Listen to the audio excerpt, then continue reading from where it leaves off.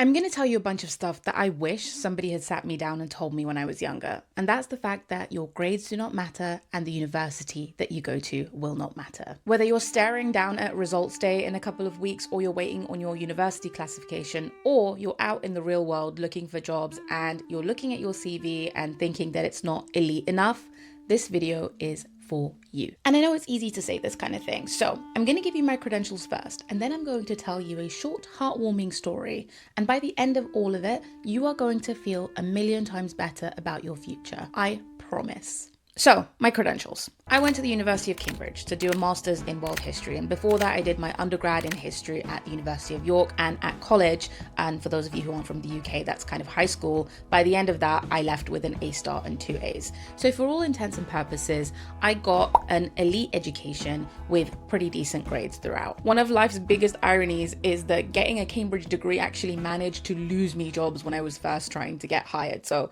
stick around and you'll find out a little bit more about that. Now, here's the story. Once upon a time, there was a little girl called Aila. It's me, I'm Aila. And before she was born, her parents immigrated from Turkey to the UK for want of a better life and more exciting opportunities than they had.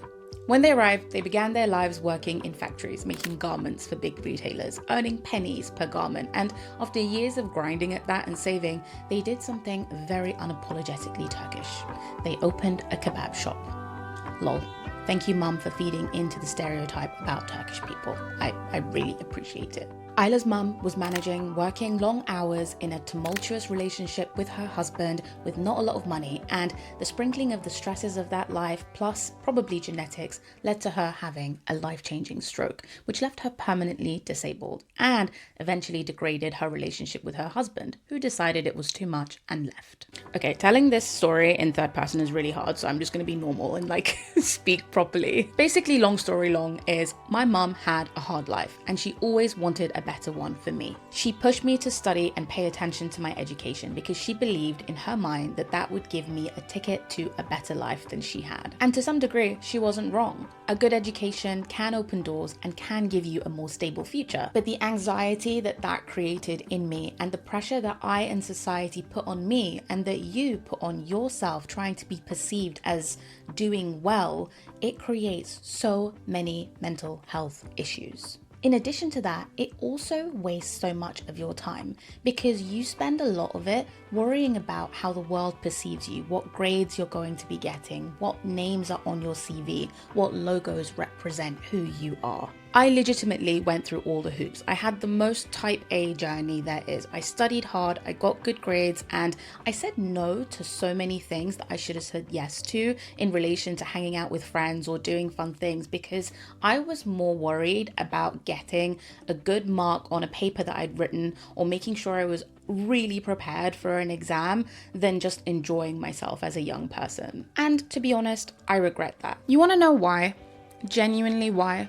Because when I entered the world of work, not a single person cared about my grades or about the universities that I went to, because a lot of people are too busy worrying about themselves. My degrees are framed, but they are currently in a cupboard collecting dust. So essentially they're like some very, very expensive paperweights. The thing is, when you start a job, your colleagues are from all walks of life. Some people went to prestige universities, some people went to regular ones and got bad grades, some people didn't even go to a university at all. And oftentimes there are a bunch of people that were like 10 years older than me that were in a different vocation and decided to start fresh in a new industry. And the funniest part in all of that is that the person that's brilliant at their job, the one that's teaching you how to do yours or the one that you look up to, oftentimes they didn't even go to a good university or what the world deems as a good university, or they didn't really care about their grades. Ultimately, I shared the same room and went for the same opportunities for jobs and promotions as people who had not gone to uni or gone to uni and gotten bad grades or just did something different altogether. It was an equal and level playing field. Now you might argue, oh, Aila, the education that you got gave you your intellect, gave you your confidence and ability to speak. And Honestly, I actually feel like the upbringing that I had gave me more independence than the education I had. I grew up as a carer for my mother. It meant that I had to go to doctor's appointments and translate for her. It meant that I had to organize groceries. It meant that I dealt with certain things at a younger age than most people do. And those skills equip me with soft skills and confidence, which matter so much more in the world of work than any piece of paper saying you got an A in something. I actually lost job opportunities to people who had worse credentials than me on paper because there were times where I was told I was overqualified for the role that I was applying for, even though I was a recent graduate and even though all I wanted was a job. The soft skills that you develop over time through human connection improve your speaking skills, your confidence, your ability to persuade people that you can do the work. And that's what matters more. And you might say, oh, Aila, how could you possibly know retrospectively if your grades and your degrees didn't open doors for you? And the reason I know is because a good chunk of jobs I applied to back then, and I hear that it's happening even more now,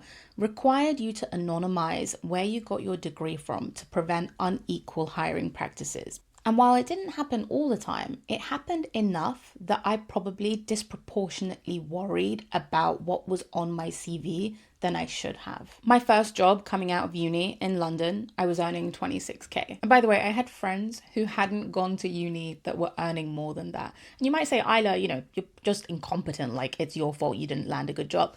Maybe I am, who knows? But the point is, you're sat worried about your future right now.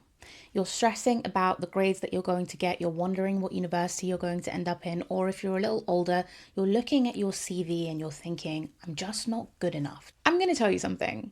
You are good enough. Those grades and those institutions that you studied at matter way less than you think they do. The memories that you'll actually keep from this time in your life aren't the hours you spent revising or worrying about your credentials. It's the 2 a.m. chats that you have with people in the kitchen. It's the endless summers and the people that you spent them with. It's the moments that you enjoyed doing your hobbies like gaming or going to a dance class. So don't worry right now. Legit, nobody has asked me about my grades at A-level and university since I left. Nobody has asked. The fear that you have right now is way, way louder than the stakes.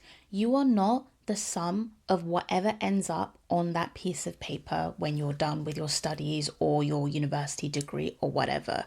You are the sum of the person that you build after that. And that has got nothing to do with your grades or your credentials. It just doesn't matter. So please go and enjoy your summer.